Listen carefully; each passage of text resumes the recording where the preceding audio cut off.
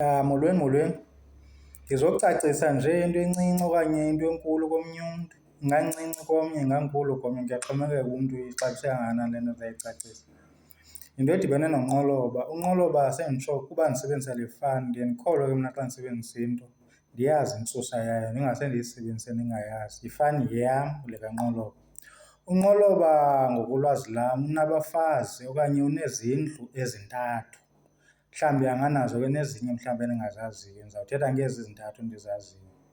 Unendlu enkulu xa usuka eNgcobo okanye xa usuka eMthatha ubheka eNgcobo. Ikhona indawo ekuthiwa kuseNtibaneni, yindlu kaNqoloba enkulu ke leyo. Isebenzisa laa ndlu uYose. UYose yinkulu kaNqoloba kulaa ndlu inkulu. Ndizama ukuthi ke yindlu kaNqoloba endiyaziyo leyo enkulu esiphantsi kwayo sonke thina bantu bakwaNqoloba. Yindlu yakhe, ibiza uYose. Unabo ke nabanye oonyana uYose bakhe kuthiwa nguNtsika uba andiphazami. Nabanye ke nabanye abantu baseNtibaneni bazawuyazi okanye bayazi ngcono, but bona basebenzisa uYose, ukhokho wabo. Yindlu yethu enkulu ke leyo iseNtibaneni. Sibe nalaa ndlu kuthiwa kusekunene, yenye indlu kaNqoloba, yona iseJulukuqu. Kulapho nam ndiphuma khona.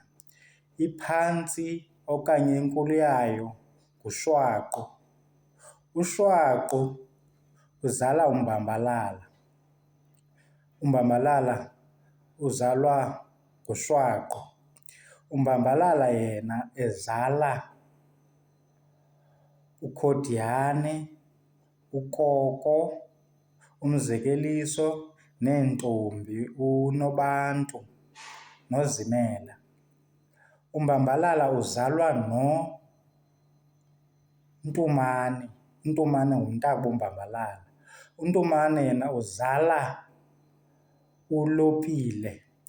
uLopile wayezalwa yedwa nguNtumane, unyana kaNtumane ozalwa nguNtumane eyedwa. Kodwa ke yena uLopile ukwazi uzala abanye oonyana bakhe.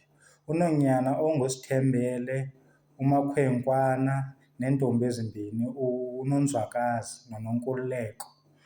Ngabantwana bakaLopile abo. uMbambalala yena kweli cala ndikulo uzala uKhodiane, uKoko, uMzekeliso noZimela noNobantu, ziintombi ke ezo. uMzekeliso yena ungapha kulaa mhlaba waseLibodwa wayokwakha ngapha eMampondweni.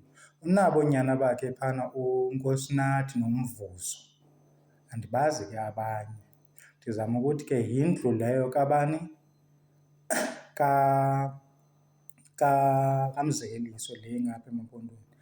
uMzekeliso ongunyana kaMbambalala. uMbambalala ozala uKhodiane, uKoko, uNobantu noZimela. Njengoba nditshilo ke uMbambalala yena uzalwa nguShwaqo. Yindlu kaShwaqo leyo. Ikukunene kwindlu kaNqoloba, kukunene kwendlu kaNqoloba. Kubekho ke ngoku umntakwabo lo ndithetha ngaye uMbambalala, naye ngunyana kaShwaqo ekuthiwa nguNtunami. uNtunami uzala uLopile. uLopile uzala uMakhwenkwana, uSithembele, iintombi ezimbini, uNonzwakazi noNonkululeko. Laa ndlu kaLopile yile ivelise uSanuse, uNqoloba irhambe eli lalifunda iindaba ereyidweni. Ndizama ukuthi yindlu kaShwaqo leyo, kukunene oko kukaNqoloba, njengoba bendisithi indlu enkulu ingapha eNtibaneni xa ubheka eNgcobo. Nabo ke bathe saa ke ngoku abantu, asizuthi ayingabethu because abantu bathe saa ngoku. Indlu kaLopile ithe saa yade yawuqhagamshela ngapha eMonti.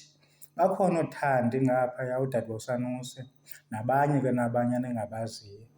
Sithe saa ke ngelo hlobo, ibe nguMzekeliso naye nanko eMampondweni noonyana bakhe ooNkosinathi nooMvuzo. Ibe khona ke le ndlu kaNqoloba ingapha eLithuthu, ikhona indawo kuthiwa kuseLithuthu okanye umntu angathi kuseQweqwe. Yindlu kaShwaqo leyo. Yho, ndisithi yindlu kaShwaqo nje, yindlu kaKrweca. Indlu kaShwaqo le isekunene. Yindlu kaKrweca ke leyo, le iseLithuthu. Ungathi kuseQweqwe, bayazazi ke abantu belaa cala uba bazibiza kanjani.